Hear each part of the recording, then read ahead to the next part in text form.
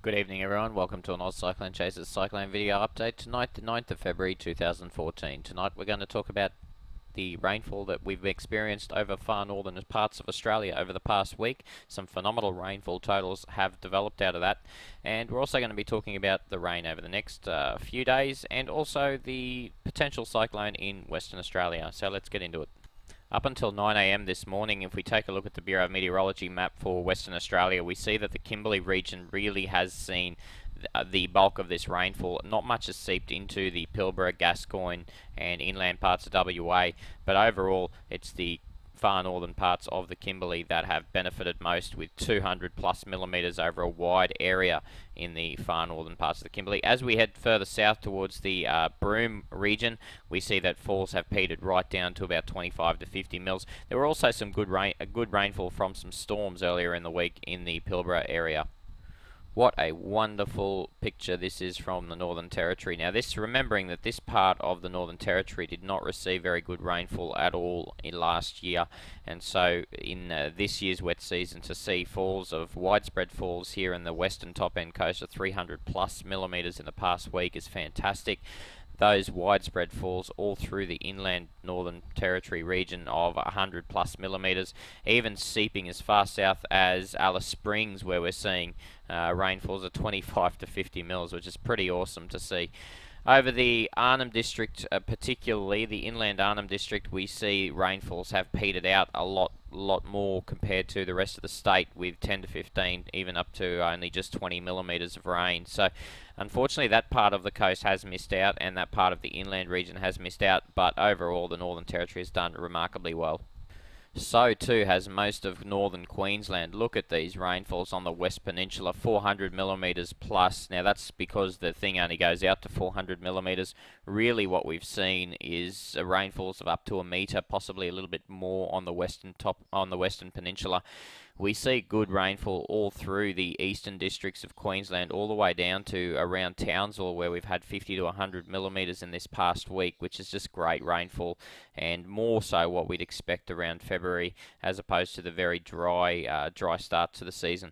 Look, that rainfall extends a long way inland as well, which is great news as well. While it's not drought breaking for northwestern Queensland, at least it's some good rain. Hopefully there'll be some follow up in the next couple of weeks as well to that. Unfortunately, that rain doesn't seep anywhere near far south enough into the vast drought declared regions of central western Queensland and southwestern Queensland. But look, at least for the northern half of the state, we've done very, very well this particular week. Also, we've seen some pretty good rainfall over the central coast, even getting down towards Rocky Bundy region as well. Have seen some pretty decent falls there, falls of 50 to 100 millimetres as well in parts of those areas. So look, Queensland has done very well out of this too. If we take an enhanced look out to the 9th of February 2014, for the start of the wet season until now, we've seen some really big falls on the western top end, 1200 plus millimetres for the wet season so far. We've seen some really decent falls in the southern Gulf country and also the western and northern peninsula coast of Queensland. We're now starting to see that rain really getting into the northeastern parts of Queensland as well, with the area from Cairns to just north of Townsville benefiting very much from the recent falls of 300 to 500 millimetres. So really, folks, so far it's all going to plan wet season wise. Unfortunately for Queensland inland regions, none of that real rain is seeping into this area yet. Fingers crossed that that'll happen more so in the February-March period. At this stage, don't hold your breath on that though. There's no very long-term guidance that suggests very good rain in here, but there are some promising signs of a new inland trough coming in the next week to 2 week period. Also over central Queensland, we've seen some pretty decent rain as well, 400 to 600 millimetres over the course of the wet season. So far, folks, it's not as bad as some people might have you believe. Also, the Kimberley and Pilbara region of WA have done remarkably well anywhere east of Karratha, particularly around the Port Hedland area. They've done very well this wet season so far. Alright, so we have two focus areas tonight. We have the tropical low in WA, which is the main focus area. That's going to push very close to the coasts to the south of Broome. It may get offshore just long enough to become a very weak cyclone and then push back onshore and down to the south and southeast. There's also ex-tropical cyclone Fletcher, which is now located over land in the southern Gulf country. It will continue moving in a west to southwest direction. It will no longer be likely to form into a cyclone if it adopts the track it's supposed to, and so even though it's a nicely structured low, it will continue to cause some heavy rainfall, but mostly to the north of about Mount Isa. But as it tracks further to the southwest, it may bring in some fairly decent rainfall into the central and southern parts of the Northern Territory. Those rainfalls associated with the tropical low in Western Australia will remain near to and to the east of the forecast track. So at this stage, we don't expect the track to go anywhere too far to the west of Port Hedland. Therefore, most of the rain will stay around about just west of Port Hedland and anywhere further eastwards than that and southwards than that. So if we look towards Queensland, the picture, while there's no tropical lows, we did see that trough system moving onshore now. We saw some very good rain over Mackay today, some excellent rain around Rocky, Gladstone region as well, and unfortunately the Townsville area missing out. Hopefully that might change overnight, but don't hold your breath in Townsville. But overall, Cairns to Townsville area copped a lot of rain. There's multiple flood warnings out here for most Queensland river systems anywhere north of Townsville, and there's also a couple of river systems to the south of Townsville which are under flood warning as well. So really, folks, it's been a great day of rain across most of northern Australia. Okay, the tropical low over WA, the latest Bureau of Meteorology advice is now that they've put a lot of these places on warning now. We expect that the system will track very, very close to the coast. Most of the guidance keeps it on the coast, so it doesn't actually take it off the coast, which will limit its potential to form into a cyclone. But because the system is so well structured, it won't take very much for it, or very long for it, to get offshore to form into a cyclone. So we only need this track to be out by 50 or so kilometres to the west, and we will see tropical cyclone Gillian form. So it is very, very much a touch and go situation, and the BOM don't want to take any chances on the off chance that it does push offshore far enough to form into a minimal tropical cyclone. You can see the error margin here for the track in the long term, not too far to the west of Hedland. So anywhere Karratha westwards, you're not going to see much from this at all. Anywhere east of Karratha, you'll see a fair bit of rain. An amount of rain. It probably only about moderate falls, but anywhere east of about Port Hedland, you're going to see some heavier falls to possibly flood falls as the system pushes in a southwest and then south to southeast direction in the longer term. The Bureau of Meteorology mentions what I've just said there. As the system is well structured, it would only need a short period over the warm ocean water to develop into a tropical cyclone, and that's why the area is under warning. So even though at this stage most of the guidance suggests it won't get offshore, the fact is you really can't take a chance with this because it is so well structured. It will only take 6 to 12 hours once it gets offshore to form into a cyclone. So just really, when the balance of probabilities, it's not worth not putting the area under warning just in case it does get that 50 or so kilometres offshore. So what does that look like in terms of ensemble probability guidance? We can see that overall the global models are keeping this system inland, but there are some outliers that just push it offshore for 6 to 12 hours and offshore long enough for it to form into a cyclone. Category 1 at this stage, none of the models are suggesting any more than that. But look, if it can stay offshore for longer, once again, you can't rule out Category 2. But at this point in time, really, it's a touch and go whether the system will get offshore. Look, folks, whether it does get just offshore or whether it remains onshore, the situation for most of the coast will be fairly identical in terms of the amount of rainfall and the amount of wind expected. So let's take a quick look at that. So here's our low, 8 p.m. tonight, WA time. As we head towards 8 a.m. tomorrow, we see the low tracking in a west to southwest direction, getting very close to the coast at 8 a.m. tomorrow. A bit further south of Broome than it was expected to be in yesterday's guidance. So look, the models have shifted slightly more south and slightly more east over the past 24 hours, and that's why there's a lot more doubt now as to whether this can become a cyclone. So 8 a.m. tomorrow morning, we're seeing strong winds, 25 to 30 knot winds all along the western and southern sides of the system.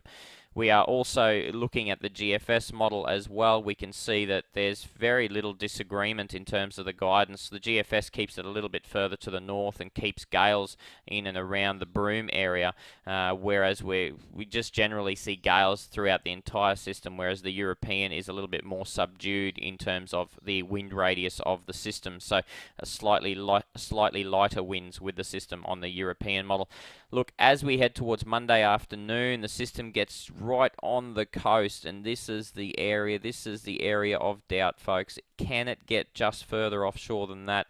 If it can, we will see a Category 1 cyclone. If it can't, we will see a very, very strong tropical low. Look, regardless, we're going to see gales along the coastline. Whether it forms into a Category 1 cyclone or a tropical low, I don't think really matters in the big scheme of things. I mean, it matters meteorologically, but in the scheme of things as to what you're going to expect on the coast, it's not going to change much. You're going to see those winds gusting up to 100 kilometres an hour. You're going to see some very heavy rainfall, particularly if you're near the track and to the east of the track. So you've got these orange colourings here. That's 28 to 35 knots sustained winds. So you're going to have gusts up to about 45, possibly even 50 knots in those sort of conditions. So that's using the GFS. And if we look at the European model as we head towards Tuesday, early Tuesday morning, you've got slightly stronger winds on the European model later on in the forecast periods. As you head to overnight Monday and into Tuesday, you're going to see sustained winds of 35 to 40 knots from the system, both on the north and south side, which is suggesting gusts of maybe up to 55 or 60 knots. So you're looking at some fairly intense fairly intense winds there, regardless on whether the Bureau decide to name this. Look, there's even a period there on Tuesday morning of really enhanced conditions there, where you're going to see 40 to 45 knot sustained winds out near Pardue, based on the current track guidance. And if that is the case, you'll be seeing wind gusts up to possibly 120 kilometres an hour there in that situation. So look, regardless, as I say, of whether it becomes a 1 or even a very, very weak 2, the conditions that will be experienced in the coastal regions will be very, very similar. The only threat we had a couple of days ago was if the system was going to spend a day or two out here, then the chance was that it could become a Cat 3. But at this point in time, the current guidance and the latest guidance and the way the guidance has been trending, we just don't expect that to happen.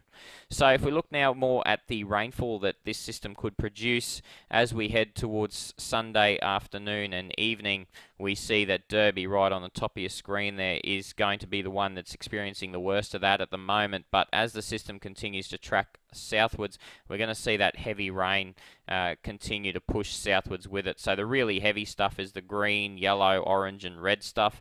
The blue stuff's moderate rain and the pink stuff's lighter rain. So we can see here that as the system tracks through Monday afternoon and into Monday night, we see that that heavy rain continues to push southwards, some really, really intense stuff. But look, folks, this part of the coastline is very unpopulated, which I guess is a positive when you're looking at this sort of thing, and you're looking at where the really intense rain will fall. Don't forget, though, we have the De Grey River, which pushes in through one of these areas of rain max as well, so the catchment area. So don't be surprised if we see some minor to moderate, possibly even major flooding of the De Grey River catchment there over the course of this system's life cycle. So as we head to Tuesday night and Wednesday morning, we see that the rain continues to push south with it, and so we are left with just a nice fresh onshore stream on the coast and light to moderate rain, while the heavy rain continues to push southwards through Western Australia as we head into Wednesday and then possibly even Thursday before it starts to ease off. So as we look at the state-by-state rainfall over the next 4 days, we see tomorrow's rain is going to be really located anywhere from about Sandfire Roadhouse northwards and eastwards into the inland parts of the Kimberley and the interior, or the northwestern parts of the interior of WA. Now, as we head to Tuesday, we're going to see rainfalls pushing further to the south. This is where we could see Broome with a rain max in a very, very fresh to strong, possibly gale force northwesterly monsoonal flow. That's where Broome tends to do very well in terms of rainfall. If from these particular systems. That rain, as I said, not getting much past or east-west of Headland, so Karratha, Onslow really missing out on the bulk of this, unfortunately, folks. Not too much good news for you guys in terms of rainfall. But look, there is a lot of good news for the inland regions for more rainfall as we head into the northeastern parts of the Gascoyne and the western parts of the interior, as the system pushes in a more southerly direction on Tuesday. Then on Wednesday, the system will continue to drift in a south and then eventually southeast direction. We still see some pretty decent rainfall in the coastline between about Broome and Port Hedland. We also see some pretty decent rainfall in the far northern Kimberley region as well. And a lot of that rainfall now pushing into the Goldfields region as the system tracks south and southeast. Once again, the area of the Western Pilbara and most of the Western Gascoyne misses out completely in terms of any rainfall from this system, which is unfortunate for them. And on Thursday, everything eases off. We still have showers and storms along the North Kimberley in a monsoonal flow, but really over even the rainfall around the tropical low itself starts to ease up with 50 to 100 mils or 25 to 50 mil general falls. Over the Northern Territory, they're stuck between two lows at the moment. The first low in WA and the second low over Queensland's Gulf Country. Now, the Gulf Country low tomorrow starts to push west, and we start to see an increase in rainfall over the Roper-Macarthur district and the northeastern parts of the Barkly district. And now, as we head to Tuesday, we actually see a big increase in rainfall through those districts, and we continue to see a fairly benign pattern over the northern regions of Northern Territory, and even the Victoria River district towards the eastern regions of that starts to see an increase in rainfall. On Wednesday, the tropical low, ex-cyclone Fletcher, continues to move southwest, and we actually start to get into the Alice Springs region. We actually start to see some fairly heavy rainfall hitting the northern regions of that. And also the Victoria River district is where the area will see the greatest rainfall, at least in the southern parts of that area. The Barkly district will see a decrease in rainfall, and we might start to see a little bit more of an increase on the western top-end coastline, the Darwin-Daly or the southern Darwin-Daly region. Now, as we head towards Thursday, we basically see a complete easing off of almost all rainfall over the Northern Territory. We continue to see some showers and storms, but they're going to be a lot more isolated throughout most of the state. In Queensland, it becomes a little bit sad over the next 4 days. We see that tropical low tomorrow, ex-cyclone Fletcher, will start to push west into the Northern Territory, so most of that heavy rain will be limited to Burketown westwards, and really the focus of activity becomes sort of just north of Townsville from about Rolling Stone through to Cooktown of any heavier rainfall along the east coast. Now, as we head to Tuesday, we see a complete easing off of all the east coast rain to just isolated shower activity, and some moderate falls in the northeastern parts of the peninsula and the northwestern parts of the peninsula around Weipa, but overall a general easing. We see a more centralised zone of activity on Wednesday over the Torres Strait, getting as far south as Weipa as well, but overall most of the state remains fairly dry. And then on Thursday we see even more of a progression of that rainfall further to the north, and it's now limited really to the far northern parts of the peninsula and the Torres Straits, whereas the rest of the state becomes fairly dry under the influence of a fairly strong ridge. So following on from those 4 days that we just went through, for the entire nation, we see a general drying out on the eastern regions, so really Queensland will not see any meaningful rain between days 4 to 7, and the Northern Territory will see they'll see some rain, but it won't be anywhere near as heavy as they've been getting, and the parts of the Kimberley will still see some very heavy rain on the fairly strong northwesterly monsoonal flow that continues in that region. Also, parts of the inland areas of the Northern Territory seeing the dregs of both the tropical low ex-cyclone Fletcher pushing westwards and whatever the Gillian system, if it becomes Gillian, pushing south and southeast through the interior parts of WA. So those two systems combined will help increase rainfall in that 4 to 8 day period down there. So folks, that's the state of affairs for the next 7 days. Looking longer term, Around about next Wednesday to Friday, we're looking at a situation where we could see a new tropical low forming in this area here. So this is next Wednesday to next Friday, not this Wednesday. So we're talking now a long way away. We're talking sort of the 19th to the 21st, 22nd of February. And we're also looking at another week tropical low signature developing in the Gulf of Carpentaria. At this stage, no idea on movement whatsoever for either of those two systems, but both expected to be around about the same time frame. So sort of mid to late next week we're looking at the Gulf low, mid to late next week we're looking at the WA low. So once again, we'll keep an eye on those things as they get a bit closer. In terms of any meaningful rainfall for particularly the 65% of Queensland that remains drought declared, unfortunately, folks, we can't give you any too much good news on that. There are some suggestions that in the second week, so that's next week, along with that low in the Gulf of Carpentaria, we might see a amplifying upper level trough at the time, although this is a long way away. If that does happen, the low in the Gulf will try and push southwards with that amplifying trough. That might bring a lot of relief, but at this stage, don't hold your breath. It is a long way out, and it's only some speculation we're seeing on some of the longer term guidance. Alright folks, thanks for watching tonight. We'll have another update tomorrow night if the tropical low continues to show signs of becoming a cyclone in WA.